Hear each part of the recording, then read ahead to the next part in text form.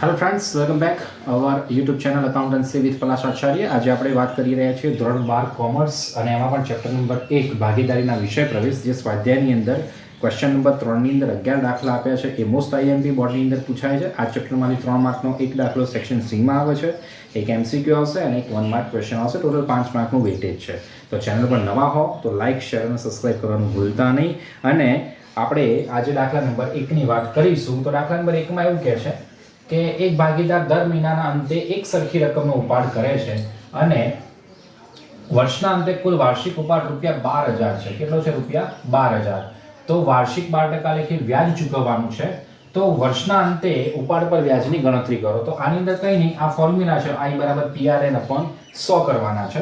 તો અહીંયા આપણે શું કરીશું? 12,000 જે છે પ્રિન્સિપલ મુદ્દલ અમાઉન્ટ છે ગુણ્યા 12% છે ભાગાકારમાં 100, અને દર મહિનાના અંતે હોય તો 66/12 મૂકવાના.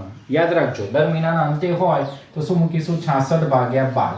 તો ટોટલ વાર્ષિક ઉપાડ પરનું વ્યાજ ₹7,920 આવશે અને માસિક વ્યાજ શોધવાનું થશે. તો કેટલું થશે? તો 7,920 ભાગાકારની અંદર 12 મૂકશો એટલે ₹660 વાર્ષિક ઉપાડ પરનું વ્યાજ થાય. દર મહિનાના અંતે હોય, બરાબર, તો 66/12, અને દર મહિનાની શરૂઆતમાં હોય તો 78/12 અહીંયા મૂકવાના થશે.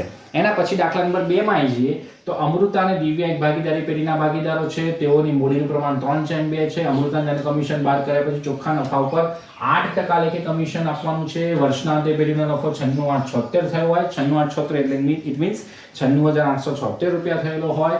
તો અમૃતાને મળતી કુલ કેટલી રકમ મળશે? હવે અહીંયા જો મૂડીનું પ્રમાણ 3/2 આપ્યું છે. જ્યારે દાખલાની ગણતરીમાં સૌપ્રથમ નફા નુકસાનનું પ્રમાણ જોઈ લેવાનું. નથી આપ્યું, કંઈ વાંધો નહીં. બીજી તપાસ એ કરવાની દાખલાની અંદર કે એવું કહ્યું છે કે મૂડીના પ્રમાણમાં નફા નુકસાન વેચવાનું, તો મૂડીના પ્રમાણમાં વેચવાનું. જો બેમાંથી એક પણ વસ્તુ ના આપેલી હોય તો નફો નુકસાન 1/1 પ્રમાણમાં, એટલે સરખા પ્રમાણમાં વેચવો પડશે. 3 ભાગીદારો હોય તો 1/1 અને 2 ભાગીદારો તો 1/2 અને 4 ભાગીદારો હોય તો 1/1 માં વેચાઈ જાય છે. તો અહીંયા જુઓ, પેઢીનો નફો ₹100 હોય, કમિશન 8 હોય, તો ટોટલ નફો ₹108. એના સામે નફો 96,876 થયો, તો 100 કેટલો? તો અહીંયા હું ત્રિરાશિ પ્રમાણે જઈશ તો 96,876 ગુણ્યા 100 ભાગાકારની અંદર 108, તો અહીંયા જવાબ આવશે ₹89,700. આ કમિશન બાદ કર્યા પછીનો નફો છે. અને આ જે તમને આપ્યો છે 96,876 એ કમિશન સહિત આપ્યો છે. એટલે આપણે હવે અહીંયા કમિશન ફાઇન્ડ આઉટ કરવાનું બીજા સ્ટેપમાં. તો બીજા સ્ટેપમાં કમિશન બરાબર તો 96,876 બરાબર માઇનસ 89,700, તો તમારે અહીંયા ₹7,176 કમિશન મળશે. કોને? અમૃતાને. બરાબર. હવે બે ભાગીદારોને કુલ કેટલી રકમ મળશે? હવે અમૃતાને કુલ કેટલી રકમ મળશે એટલે બીજા ભાગીદારની આપણે ઓટોમેટિક શોધી જ દઈશું. તો અહીંયા હું લખું A અને અહીંયા લખું D. અમૃતાનો A અને દિવ્યાનો D લખી દઈશ. બરાબર.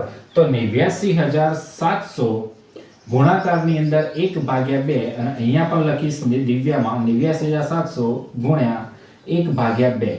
કેમ 1/2? કારણ કે બે ભાગીદારો છે, 1/1 પ્રમાણમાં નફા નુકસાન વેચવાનું છે, પણ અહીંયા મૂડીના પ્રમાણ આપેલું છે. મૂડીના પ્રમાણ વેચવાનું નહીં, કારણ કે અહીંયા કશું કહ્યું નથી નફો નુકસાન કયા પ્રમાણમાં વેચવું, ખાલી મૂડીનું પ્રમાણ કહેલું છે.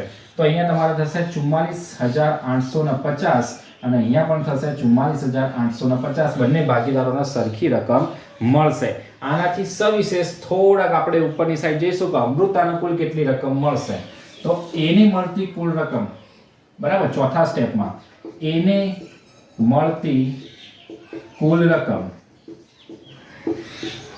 તો એને મળતી કુલ રકમ કેટલી હશે?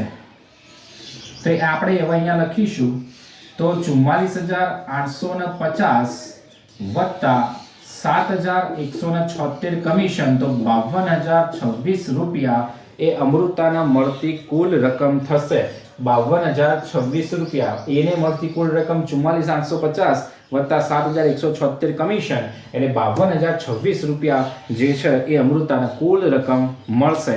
તો ચેનલ પર નવા હો તો લાઇક, શેર, સબસ્ક્રાઇબ કરવાનું ના ભૂલતા. આગળના 2 દાખલામાં આપણે નેક્સ્ટ વિડીયોમાં મળીશું. ત્યાં સુધી મને રજા આપો. જય હિન્દ, જય ભારત.